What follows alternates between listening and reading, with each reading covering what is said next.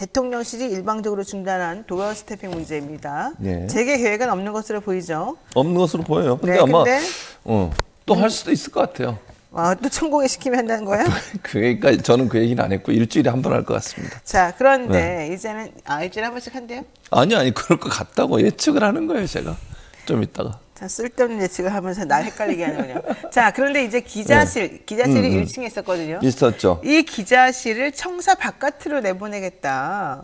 이런 거를 한번 생각해 봤다는 겁니다. 물론 아니라고 다들 부인합니다만. 아니라고 부인하고 있죠. 자, 이렇게 되면 어떻게 되는 거예요? 집무실이 용산으로 왜 이전했는지. 그렇지. 그러니까 이런 거잖아요. 청와대에서 나와서 용산으로 이전하면서 가장 크게 주장했던 게 뭐예요? 소통. 그 명분이 그거였어요. 그거 말고는 없잖아요, 특별히.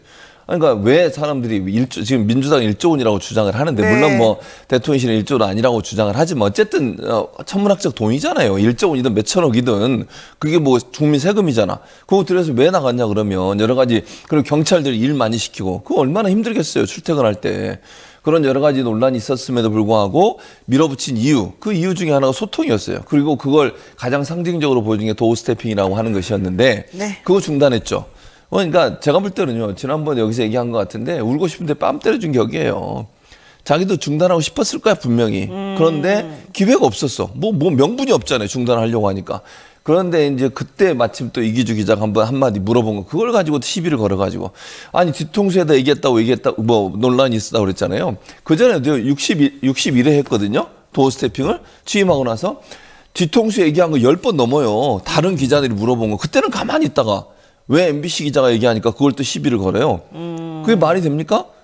저는 그게 이해가 안 된다는 것이고, 그걸 이유로 해가지고 슬리퍼 신었다고. 슬리퍼 신은 사람이 이기주 기자 혼자 아니거든요, 그때. 맞아요, 많았어요. 그 말도 안 되는 그런 얘기를 가지고. 그러니까 저는 그 모든 게 명분 쌓게요, 그냥. 무슨 명분을 써는? 그만두고 싶은 도어 스태핑을 그만하고 싶은데 그렇지 않아도 명분이 없었던 거야. 그러니까 결국 본인이 청와대 나와서 용산 가는 그 이유 중에 하나로 소통을 얘기하고, 소통의 대표적인 이유로 명분으로 도어 스태핑을 했는데, 그걸 중단하면 욕먹을 것 같고 야단 들을 것 같고, 그러니까 중단을 못 하겠고 중단을 하고 싶고, 그런데 MBC가 마침 그렇게 질문해 주니까 그걸 가지고 공격을 하고, 그래서 중단한 거잖아요.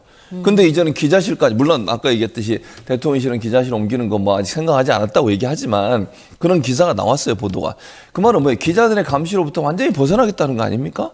그렇게 소통을 얘기하고 열린 뭐 대통령실을 얘기하더니 이제는 담 쌓고 거기 가벽도 설치해놨잖아, 보지도 못하게. 감시, 견제 이런 거 다 못하게 만들겠다는 거잖아요. 뭐 이게 무슨 언론 프렌들이에요, 이게.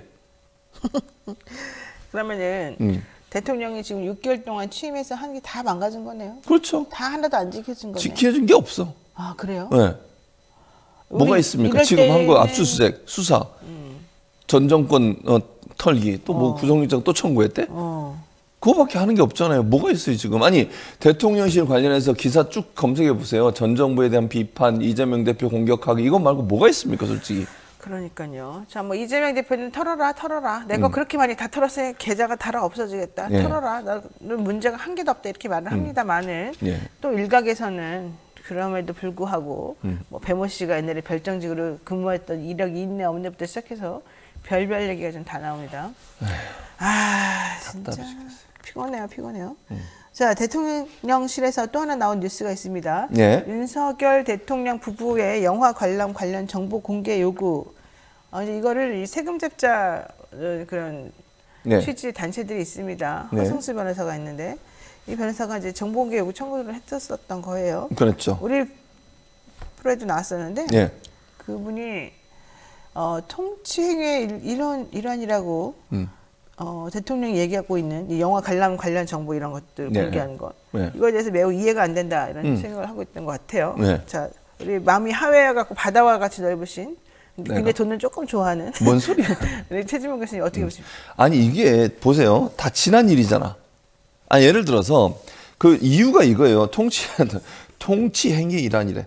통치행위하고 영화 보는 거 뭔 상관 있는데요? 영화 보는 것도 통치행위다. 왜? 나 진짜 어처구니가 없네? 아니, 뭐 개인이 가서 영화를 본 거잖아요. 그리고 앞으로 갈 걸 얘기하면 안 돼. 그거는 정말 위험할 수 있죠. 예를 들면 미래에 가야 되는데 가야 될 장소를 얘기하거나 동선을 얘기하면 그건 위험하죠. 그건 말이 안 돼요. 근데 갔다 왔잖아. 네. 아니, 갔다 와서 돈 얼마 썼는지 물어본 거잖아요. 네. 그걸 왜 못했는데, 공개를? 이미 갔다 온 지역인데? 아니, 아니 경호하고 보안하고 무슨 연관이 있냐고 이게. 네. 영화 봤냐, 몇 명 갔냐, 얼마를 봤냐 이거 물어본 거잖아요. 네. 그걸 왜 공개를 못 하는데요? 아니 모든 그 정부 조직에서는 정보 공개 청구를 하면 공개하게 돼 있어요. 물론 특별한 경우를 빼고 이런 국정원이나 이런 수사 비밀이나 미래의 어떤 일과 연관되면 그렇게 얘기할 수 있겠죠. 과거에 이미 일어났던 일이에요. 지난 일이고 영화를 맨날 이런 동선으로 봐요? 아니 예를 들어서 이게 만약 논리가 성립이 되려면 맨날 영화 볼 때 그 과정, 그 사람 그렇게 많은 숫자 그렇게 가야 되는 거야. 그러면 나중에 유해를 가할 위험성이 있겠죠. 근데 영화관은 한 군데만 가요? 그거 아니잖아요. 네. 그리고 보안과 경호를 위해서는 영화관도 여러 군데 돌아다니면서 다녀야 돼. 한 군데만 가면 안 되고 대통령 같은 사람은. 근데 그걸 공개하라고 하는데 그걸 통치행위의 일환이라뇨. 영화 본 게 무슨 통치행위예요. 아니 무슨 그게 업무와 연관성이 있는데 대체. 아니 저는 그거 중요하지 않다고 보고요. 통치행위라고 생각하면 통치행위겠지. 자 그러면 통치행위는 국민들에게 공개하는 거 원칙 아닙니까? 개인 프라이버시가 아니잖아요. 그렇죠. 그럼 좋아요. 오히려 대통령이 그렇게 말을 해주니까 더 당당하고 더 떳떳하게 요구할 수 있겠습니다. 예. 대통령님 영화관에서 무슨 영화 보고 그 돈을 얼마를 냈고 어떻게 썼습니까? 팝콘값 얼마입니까? 왜 그 팝콘 안 먹고 저 팝콘 먹었습니까? 왜 하필이면 코카콜라를 드셔가지고 코카콜라 PPL을 해주십니까? 이런 질문에 대해서 대통령이 내가 통치행위 일환이니까 말 안 해. 이게 맞아요. 그래 나 통치행위니까 당신들이 물어볼 권리가 있으니까 대답해 주지. 이게 맞아요. 둘 다 맞아. 둘 다 안 맞아요?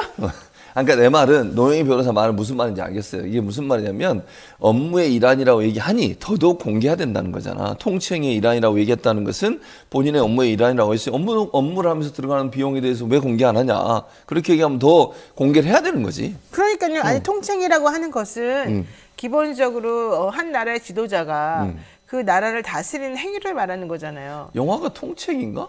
아니 그러니까 물어보세요. 들어보세요. 그렇게 나라를 다스리는 행위에 대해서는 기준이 있고 그것을 공개하는 것이 나라를 팔아먹는 정도의 일이 아니라고 한다면 국민들의 세금으로 일을 하는 모든 것이기 때문에 통치 행위로서 국민들이 원하면 요구하면 정보를 공개하는 것이 맞다는 거예요. 그렇지, 맞지. 자 그러면 영화를 보았습니다. 부부가. 영화를 보는 것이 우리 국익에 위험합니까?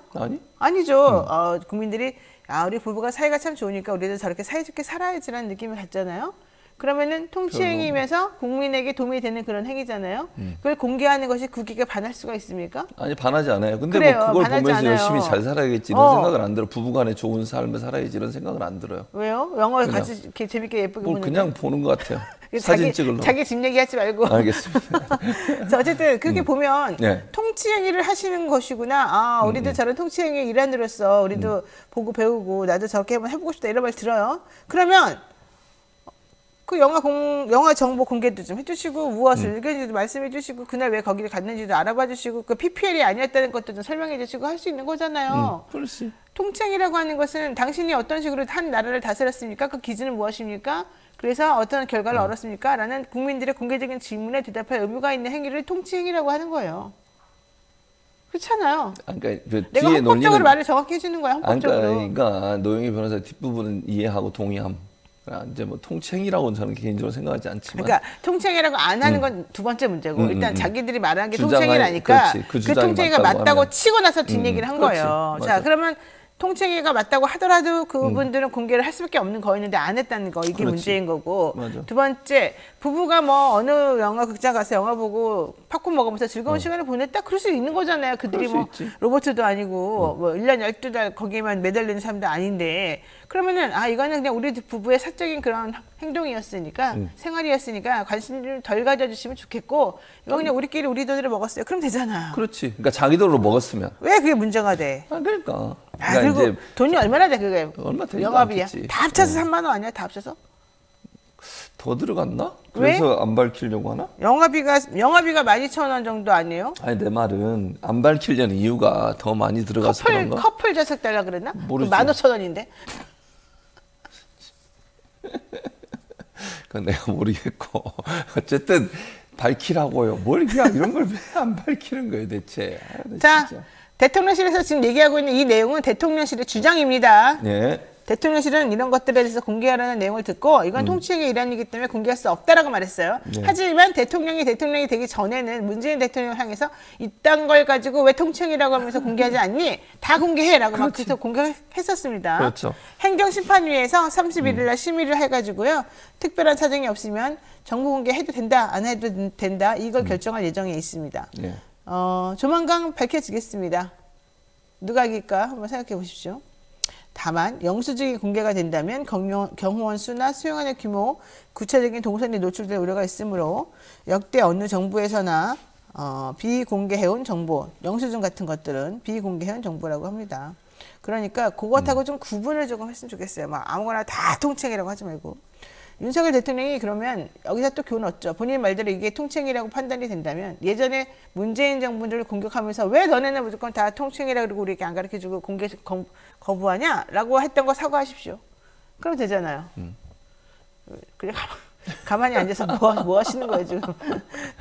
내가 패널 같아. 왜 그래요? 아주 좋은 역할이래. 기가 막혀서 말이 안 나네. 자, 윤석열 대통령이 친윤계와 부부 회동을 가진 이후로 국민의힘 전당대회가 2말 3초로 거론이 되고 있습니다. 그렇죠. 결국 대통령의 뜻이죠, 이게. 대통령의 뜻이죠. 그러니까 왜요? 결국 이제 부부동반 4팀 자기 친윤계로 불러지는 윤핵관이라고 얘기하는 4명을 불렀잖아요, 부부동반으로. 그러니까 여당 지도부하고 만나기 전에 그 사람들과 만나서 대체적으로 다 그 윤곽을 잡은 것 같아요. 그게 문제라는 거지. 이게 정말 사실이라고 하면요, 뭐 이게 확인도 안 해줘요. 언론에서 보도 나가니까 부인도 안 하고 확인도 안 하고 이런 상황이거든요.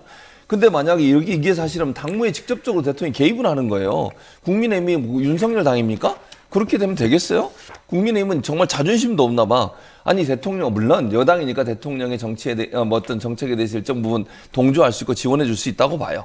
그렇다 하더라도 당은 자율적으로 움직여야 되는 거 아니에요? 그리고 대통령이 잘못하면 당도 얘기할 수 있어야 되고.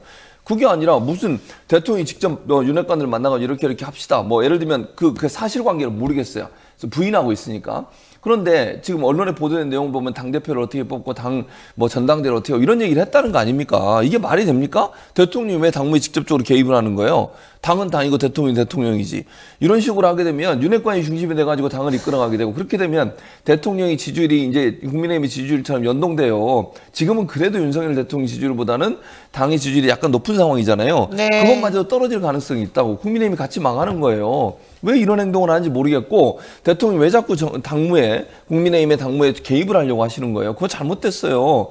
이제는 거리를 둬야 된다고 저는 보고 네. 당은 자체적으로 운영이 돼야 돼요. 그리고 비윤계들도 목소리를 내야 된다고 저는 보고 이런 식으로 가게 되면 이 윤핵관들이 모든 걸 다 좌지우지하는 상황이 되지 않겠어요? 네. 자, 우리 네티즌 수사대들, 영친 수사대들께서 영친? 노영희 친구, 영친들. 그렇군요. 영화 관람료는요 14,000원인데요. 주말에는 15,000원입니다. 그런데 또 이종환님께서는 영화비가 일반석은 16,000원부터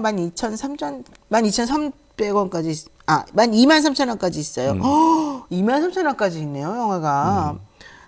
불 꺼진 삼겹마녀님께서 불 꺼진 극장 안에서 테러 당할까봐 걱정하시나 봅니다. 이런 얘기도 했는데, 제가 요즘 하는 저녁 방송에 스펙스라고 하는 곳에서 하는 데가 있는데요.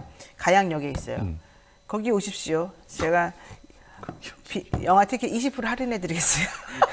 거기가 3층부터 8층까지가 다 영화관이거든요.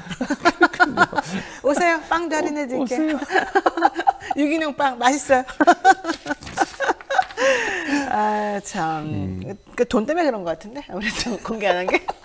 이렇게 비싸잖아요, 1인당. 최진님이 그럴 거 아니에요. 아니, 왜 23,000원짜리 영화를 보셨어요?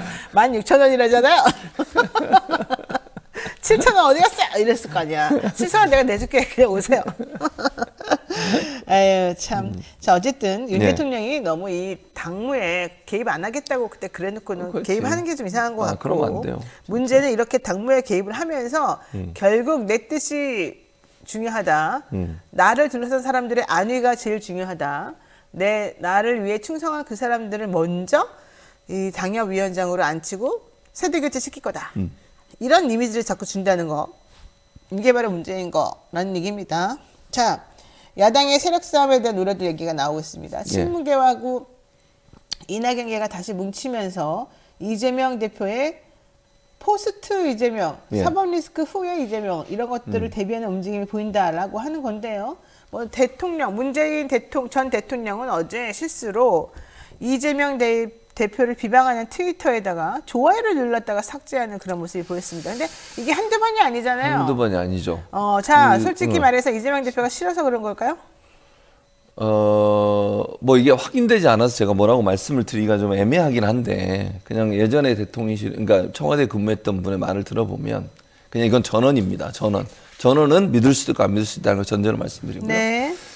현재 문재인 대통령의 이제 현재 비서진 있잖아요, 거기.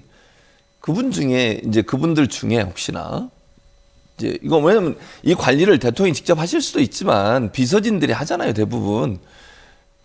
이재명 대표를 좀 싫어하는 분이 있지 않나 이런 얘기가 있더라고요. 그래서 뭐 그건 모르겠어요, 사실. 그러니까 대통령이 아니라 대통령의 참모진 중에 실무진 중에 몇 명이 그렇게 그렇습니까? 얘기하더라고요. 그래서 저는 그건 사실 모르겠어요. 근데 어쨌든 저는 그렇게 어제 들었는데, 어쨌든 그렇다더라도 이런 행동을 하시면 안 돼요. 지금 보세요. 지금 윤석열 정부나 검찰 같은 경우에는 민주당을 향해서 지금 한 명 한 명 엮어가면서 계속 캐비넷 털고 있잖아요. 그런 상황이에요. 누가 이제 표적이 될지 몰라요. 지금 이낙연계라고 소위 분류되는 분들, 이분들도 뭐 어떻게 될지 모르는 거잖아요.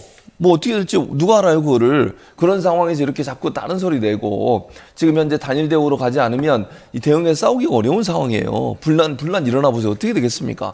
그리고 총선에서 압도적인 승리를 하지 않으면요, 윤석열 대통령은 더 기고만장할 거예요. 이런 상황에서 계속 이런 태도로 가야겠습니까? 당내 분란 일으키고?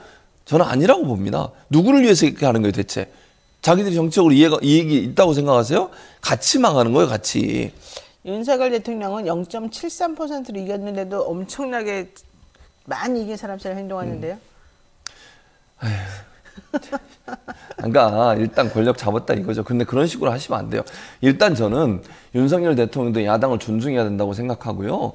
야당이 여소야대 국정이잖아요. 여소야대 정국이잖아요. 그러면 국회를 존중해야 돼요. 아니 이상민 장관 해임한 문제도 그래. 아니 뭐 이상민 장관 해임만 통과시키면 보이콧 하겠다고요? 이게 정부가 할 소리입니까?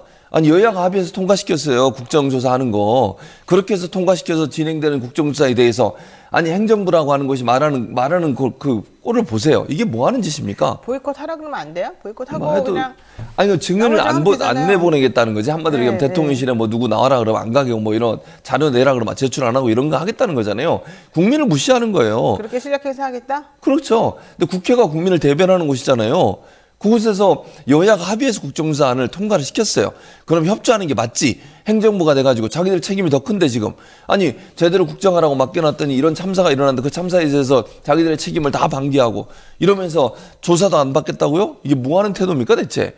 국회를 무시하는 거, 국민을 무시하는 거지. 우리가 보통 대표에 대해서 이런 사법 리스크가 있으면은 뭐 안 내보내주고 조사 못하게 하는 게 방탄국회다 뭐 이런 얘기 하잖아요. 예. 그럼 방탄 행안입니까? 이상민 장관 하나 안 내보내려고 그 난리를 치는 겁니까? 저희 무슨 이유예요? 정말 이해할 수가 없죠. 네. 자, 그런데 어제 있었던 그 문재인 전 대통령의 뭐 좋아요 안 좋아요 이 트위터 관련된 내용에 대해서는 네. 대통령이 가지고 있는 태블릿에 이제 어떤 주방 같은 데 있던데 그거를 고양이가 자꾸 뭐 누르고 그러더라고요. 그래서 그래요? 좋아요 눌러준 게 고양이 잘못이다. 범인을 잡았다. 뭐 이런 얘기도 있었습니다만은 네, 뭐 한두 번이 아니기 때문에 이게 혹시라도 문 전 대통령의 의중인가 의지인가 이런 생각을 안 할 수가 없는 상황이었습니다. 만약에 대통령도 오해받기 싫으시다면 명확하게 의견을 밝히시는 것도 좋죠. 그냥 가만히 맨날 신선 노름하시는 것도 아니고 뭐 이렇게 수염 달고서 그냥 자리를 벗삼아서 즐거운 얼굴만 하고 계시지 말고 본인이 또 어른으로서 이 작금의 민주당이나 작금의 정치 세계에 대해서 한마디 하실 수 있으면 하시고 아니면 아니고 좀 정확하게 좀 해줬으면 좋겠어요. 네. 어떻게 생각하세요? 아니, 좋아요 이런 거 하지 마세요. 안 하면 되잖아. 그거를 그냥 글만 올리시고 좋아요 그거 안 눌러도 돼. 꼭 눌러야 돼? 몰라. 아니 저는 그런 거 하지 않습니다. 절대. 아니 그러니까 본인이 원할 때 글을 올리시면 돼. 뭐 의사를 표현할 때는. 그리고 말씀하신 것처럼 이런 상황에서는 민주당의 단합이 필요하다. 왜냐하면 지금 보세요. 지금 윤석열 정부의 수사의 방향을 보면 두 개예요. 딱. 문재인 전 대통령 관련된, 그러니까 문재인 정부 때 있었던 일에 대한 수사잖아요, 지금. 그 관례로 가고 있어요. 근데 이렇게 분열의 양상을 보이거나 민주당 대표와의 갈등의 요소가 자꾸 부각되고 이게 보수 언론에 보도가 되면 어떻게 되겠습니까? 저는 대통령한테 꼭 말씀드리고, 전 대통령이죠. 문재인 전 대통령에게 꼭 말하고 싶은 게, 문재인 전 대통령이 대통령 되기 전에 노무현 전 대통령에 대한 이 검찰의 행태에 대해서 매우 비분관계에 있었고, 그것 때문에 검찰 조직에 대해서 개혁을 해야 된다고 울부짖었던 사람이에요. 근데 그때 언론도 엉터리였기 때문에 언론과 검찰 개혁 두 개 다 하겠다 그랬다가 다 실패를 해가지고 이 모양 이 꼴이 났지만, 그렇다라고 한다면 좀 더 본인이 책임감을 가지고 내가 실패는 했으나 이거는 이런 상황이었기 때문에 지금 이런 식으로 나가면 안 됩니다 라는 메시지를 명확하게 주는 것이 저는 본인이 실패한 상황에 대한 책임이라고 생각하거든요. 그런데 문재인 대통령은 나 문제 대통령 끝났으니까 몰라 자유 이렇게만 지금 생각하시는 건지, 지금 현재는 본인의 당에 대해서 아무 생각이 없으신 건지, 내지는 생각은 있는데 지금 표현할 때가 아니라고 보는 건지 좀 답답할 때가 있어요. 그래서 한번 지금 이런 상황에서 정치 지도자로서 혹은 이제 어느 정도 이렇게 어른으로서 지금 지형에 대해서 좀 설명을 해주고 이 상황이 어떻게 들어가면 좋겠다는 거에 대한 조언도 해주시고, 왜냐하면은 대통령을 직속으로 전직 대통령들은 대통령에게 자문할 수 있는 그런 위치에 있는 사람들이잖아요. 뭐 자문회의가 있잖아요. 그러니까 그런 것들을 통해서라도 저는 대통령이 좀 더 적극적으로 의사표명을 해서 국민들에게 뭔가 메시지를 주는 것이 필요하다. 괜히 맨날 뭐 눌러해놓고 아이 고양이가 눌렀어, 눌러해놓고 내가 누른 거 아니야, 아 뭐 실수했어, 이런 얘기하실 필요 없지 않나 생각이 들어요. 네. 자, 마지막 이슈 하나만 보고 정리하겠습니다. 민주당이 어제 의원총회에서 해임 건의안을 당론으로 채택을 하기로 했는데요. 네. 발의 시정이나 원내 지도부의 모든 것들을 위임하기로 해가지고 또 조금 한 발 물러나는 거 아니냐 뭐 이런 얘기가 나와요. 왜냐하면 해임 건의안을 채택 안 하고 곧바로 탄핵으로 넘어갈 수 있다 이런 얘기도 나오고, 아니야 해임 건의안 할 거야 이런 얘기도 나와서 정신이 좀 없거든요. 네. 어떻게 보십니까? 그러니까 왜 그러냐면 사실은 해임 건의안 얘기가 나오자마자 대통령실은 뭐라 그랬습니까? 이게 뭐 절대로 받아들일 수 없다 이런 뭐 뉘앙스예요. 그러니까 네. 말하는 걸 보면 아까 제가 말씀드린 것처럼 보이콧하겠다는 얘기까지 나왔다는 거잖아요.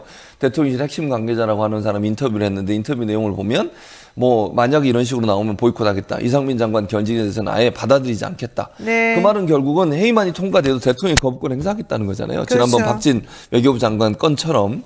그럼 이게 이제 그래서 일부 민주당 의원들이 뭐라고 얘기했냐면 의총에서 이렇게 돼버리면 이거 하나만 아니냐. 그럼 바로 탄핵안으로 가자. 어차피 절차만 하나 더 거치는 거지. 해임안 만약에 대통령이 뭐 거부권 행사하면 그럼 탄핵안으로 가야 되는 거잖아요. 네. 시간만 괜히 끌고 그럴 필요 있냐. 바로 그럼 탄핵안으로 가자. 어차피 대통령실의 의견을 이미 들었으니 이런 의견이에요. 그래서 이제 의견이 좀 분분했던 것 같아요.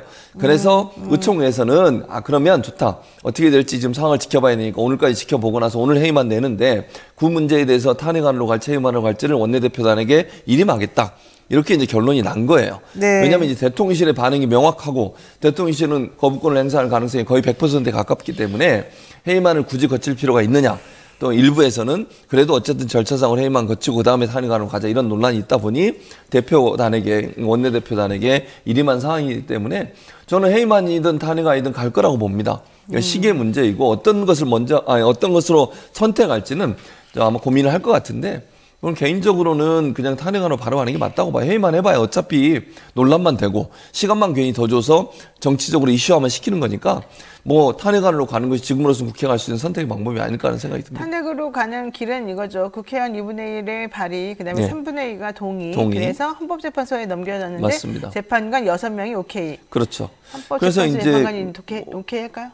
그건 이제 모르겠어요. 그건 두고 봐야 되는데 법률적 검토를 했다고 해요. 그러니까 외부 로펌에 의뢰를 해서. 나한테 물어보지 왜? 그러니까 노영이한테 안 물어보고 다른 데 물어봐서 노영이가 좀 약간 삐진 것 같아요. 그래서 어쨌든 탄핵은 법률적으로 그러니까 법을 지키지 않은 게 있어야 돼요. 그래야만 탄핵이 가능하기 때문에. 근데 뭐 법률적 검토를 받았는데 탄핵안으로 가도 괜찮다고 하는 의견을 받은 것 같아요. 네. 그래서 조금 지켜봐야 될 것 같습니다. 좋습니다. 자, 네. 궁금하면 저에게 오십시오.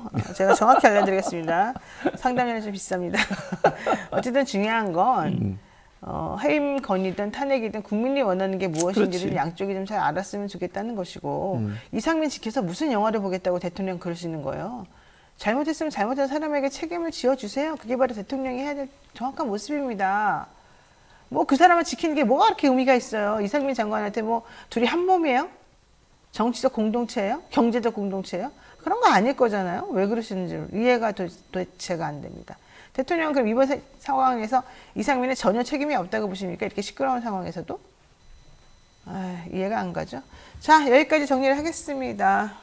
예전에 프랑스 앙뚜아네트 왕비가 있었을 때 그 왕 옆에는 항상 사치스럽고 외쁘고 어리광 부리고 이상한 이기적인 그런 여자들이 항상 있었대요. 그 여성들의 역할이 뭔지 아세요? 뭡니까? 사치하고 남들 앞에서 욕먹고 욕바지 해주면서 오히려 왕비는 신성한 존재로 왕비한테는 욕 못하는 존재로 왕비하고 대비돼서 자기는 천박한 존재로 남는 그런 역할을 하는 사람이었다는 거예요. 그러니까 왕비는 왕비로서의 권위를 유지하고 살게끔 하고 대신에 왕의 그런 총기를 흐리는 나쁜 년의 역할은 이 사람들이 했다는 거예요. 지금 이상민 장관을 그렇게 쓰고 싶다는 거예요, 혹시? 그건 아니겠죠. 설마 그건 아니겠죠. 잘 생각해 보시기 바랍니다. 오늘 여기까지 해야 될 것 같습니다. 최진문 교수님 고맙습니다. 감사합니다.